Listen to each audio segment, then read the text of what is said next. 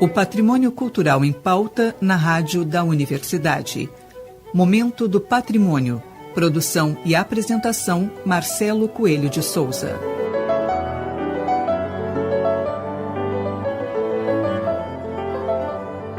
Boa noite, ouvintes. Hoje, no Momento do Patrimônio, conversaremos com o paleontólogo, professor titular da URGS, César Leandro Schultz. Graduado em Geologia, com mestrado em Geociências e doutorado em Ciências também pela URGS, César participou da descoberta e estudo dos fósseis pré-históricos encontrados no município de Agudo, no Rio Grande do Sul. Os resultados da pesquisa foram recentemente publicados no periódico Zoological Journal of the Linnean Society, na Universidade de Oxford. E é justamente esse o tema do programa de hoje. Boa noite, César. Boa noite.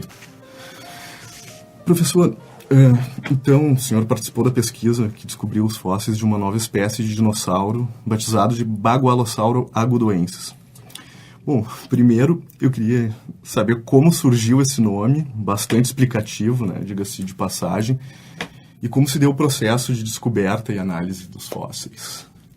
Bom, essa descoberta faz parte de uma rotina do nosso laboratório de paleovertebrados, que a gente explora uma série de pontos aqui no Rio Grande do Sul, que tem fósseis do chamado período Triássico, que é entre 250 e 200 milhões de anos, e esses materiais foram coletados numa dessas expedições e foram objeto de estudo da tese de doutorado de um dos meus alunos, que é o primeiro autor desse artigo.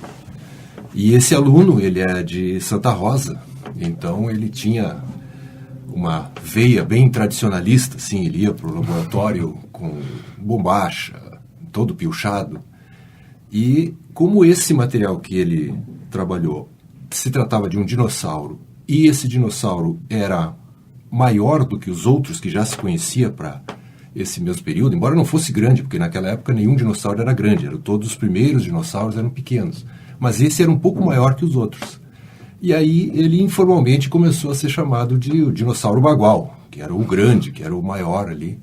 E a gente gostou do nome e acabou formalizando esse nome. Então ficou com esse nome de Bagualossauros em função disso. Uhum. Perfeito. E quais as características do bagualossauro, como tamanho e hábitos alimentares, professor? Bom, ele seria um animal, para a época, grande, chegaria o quê? Uns 2 metros, talvez, de altura. Aí é difícil de medir a distância da ponta do focinho até a cauda, porque a gente não tem o esqueleto inteiro. Uhum. Mas seria assim, nas 2 patas, um bicho com uns 2 metros de altura. A gente também tem pouca informação sobre o crânio e os dentes, que são os principais elementos que nos dizem o que o animal comia. Mas pelo formato de algumas vértebras do pescoço e até de algumas partes que foram preservadas do crânio, ele lembra muito aqueles grandes dinossauros pescoçudos, que são os chamados saurópodos. Então ele se inclui num grupo justamente que seria o grupo de onde saíram aqueles grandes dinossauros. Por isso também que ele é importante, porque ele dá uma pista sobre a origem, sobre como eram os primeiros dinossauros que deram origem àqueles que foram os maiores de todos os dinossauros. Uhum.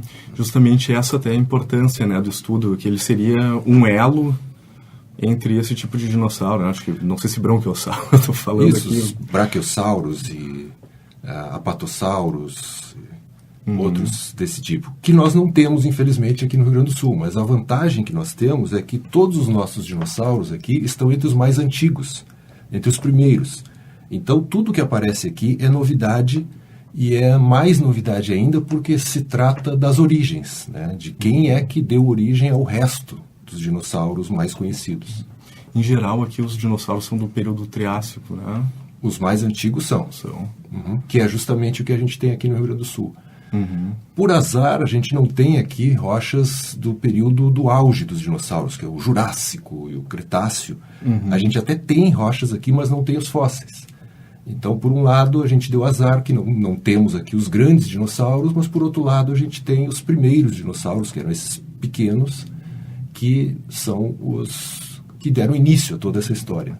Cientificamente é bastante importante. Por isso o Rio Grande do Sul é olhado por todo mundo que trabalha com dinossauros, fica de olho nas descobertas que saem daqui, porque é mais uma informação sobre a história, sobre a origem dos dinossauros. Uhum. E o Rio Grande do Sul é em termos pelo menos de fósseis triássicos, certamente um local de referência como patrimônio fossilífero em nível mundial, né, com essas descobertas que a gente tem feito. Pesquisadores de fora também vêm aqui para essa exploração? Muita gente. Né? Alguns deles vêm para conhecer, outros participam de trabalhos conjuntos. A gente tem muita atuação conjunta com pesquisadores da Argentina, porque é o outro local da América do Sul que tem os mesmos fósseis que aqui. Então, para nós do Rio Grande do Sul, é mais interessante trabalhar com pesquisadores da Argentina do que qualquer outra parte do Brasil. Porque fora do Rio Grande do Sul, no Brasil, não existem esses fósseis, só aqui. Mas eles ocorrem na Argentina, que é na mesma latitude e tem as mesmas rochas. Então a gente tem uma interação muito grande de trabalhos em conjunto com pesquisadores argentinos. Mas também tem com ingleses, americanos, alemães, tem um monte de gente. Os fósseis do Nordeste, eles são mais de outro período? Sim, é outra idade, bem mais crescente. Novos, sim. Ali, aqueles lá são da época dos grandes dinossauros. Ali sim, que é o que nós não temos aqui. E, professor, assim, uma pergunta bastante de um leigo. Como é escolhido o local das escavações? Assim, quais os indícios e de que forma é feita essa avaliação de onde... Então, a primeira vez que aparece um fóssil é por acaso. Alguém estava passando por ali e encontrou. Aí o passo seguinte é, se já apareceu um, vai aparecer mais um. Então se volta no mesmo lugar. Terceiro, se aquele lugar ali tem fósseis, vamos procurar outros lugares iguais àquele, ou seja, o mesmo tipo de rocha. Então a gente sai procurando daí outros locais que tenham aquele mesmo tipo de rocha e começa a procurar lá. Isso vai ampliando então a área de ocorrência. E a gente sempre trata de fazer uma visita, uma manutenção, digamos assim, periódica de todos esses locais, porque quem faz aparecer os fósseis é a chuva, é a erosão. Então, cada vez que dá uma chuvarada, na medida do possível, a gente tenta voltar nesses pontos e ver se apareceu alguma coisa. Às vezes a gente chega tarde, chega lá e já está tudo destruído. Então, não adianta chegar antes, porque o material ainda não vai estar aparecendo na superfície. Mas se demorar muito, ele pode aparecer, pode ser destruído pela mesma chuva que fez ele aparecer. Então, é uma situação, às vezes, triste, quando a gente chega num local e vê que tinha um fóssil ali e já se destruiu todo. Muitas vezes, então, até são leigos que encontram. Sim. A primeira vez, normalmente, são. Né? Por isso que é importante também a gente fazer, e tem feito um trabalho de divulgação desses fósseis junto às comunidades, à região onde ocorrem os fósseis, para que as pessoas aprendam a reconhecer aquilo como um fóssil.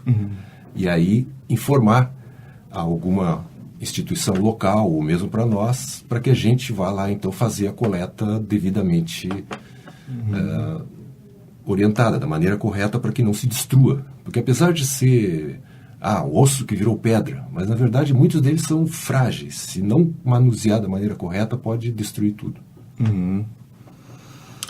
E, professor, também o senhor tem uma outra descoberta, né, que inclusive batizado com seu nome, o Buriolestes schultzi, não sei se eu pronunciei certo. Sim. Onde foram encontrados esses fósseis, esse dinossauro? Esse Buriolestes é um dinossauro pequenininho, ele tem 1/3 do tamanho do Bagualosaurus. E foi encontrado num município bem próximo. O Bagualosaurus foi encontrado em Agudo e o Buriolestes em São João do Polesne, dá uns 20 quilômetros de distância um local do outro. Portanto, é na mesma região ali, onde a gente tem, na quarta colônia, onde cada vez mais nos últimos anos tem aparecido coisas novas e interessantes, muito em função até de uma iniciativa de pessoas do local e dos próprios políticos, as prefeituras que compõem a quarta colônia. Eles investiram na construção de um centro de apoio à paleontologia. E isso, então, levou à contratação de pessoal e impulsionou muito as pesquisas na região ali. Então, muitas novidades dessas foram descobertas nesses últimos anos em função desse novo centro e das parcerias que se formaram entre as instituições que pesquisam ali na região. Esses fósseis, no caso, eles estão nesse centro?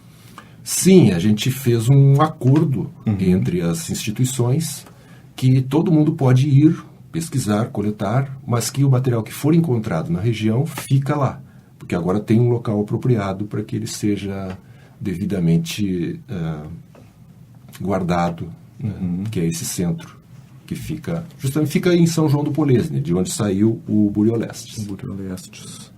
E o Buriolestes, ele é um pouco diferente, ele é carnívoro, né? Tem outra... A ossada dele, como é que é reconstruído isso, professor? Assim, Bom, quanto mais completa for a ossada, mais fácil de reconstituir. Quando a gente tem um esqueleto parcial, a primeira coisa é comparar com algum outro que seja parecido. Então, está faltando uma parte da pata traseira deste aqui. Bom, mas eu tenho no outro lá que é parecido. Aí eu vejo se é compatível e faço a reconstituição. Então, às vezes, aparecem diferenças. Se for tudo igual, significa que eu não tenho um animal novo, eu tenho igual aquele outro que eu já conhecia. Agora, se aparecer uma diferença, eu digo, opa, não, mas isso aqui é diferente do que tem naquele lá. Então, eu tenho uma espécie nova. É assim que funciona. Um quebra-cabeça. Bom, professor, muito obrigado, então, por essa entrevista. Então, boa noite. Boa noite. Até a semana que vem. Até mais.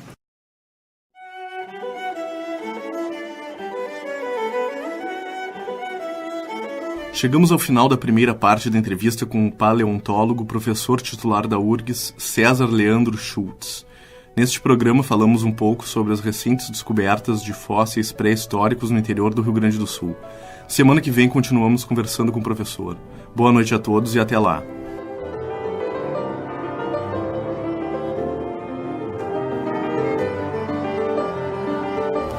Momento do Patrimônio é uma realização do setor de patrimônio histórico da Superintendência de Infraestrutura da URGS. O SPH coordena o projeto Resgate do Patrimônio Histórico e Cultural da URGS, que é responsável pela restauração, manutenção e pela adaptação às demandas contemporâneas do conjunto edificado da universidade. O projeto de acessibilidade ao prédio da Rádio da Universidade está em fase de captação de recursos pela Lei Federal de Incentivo à Cultura.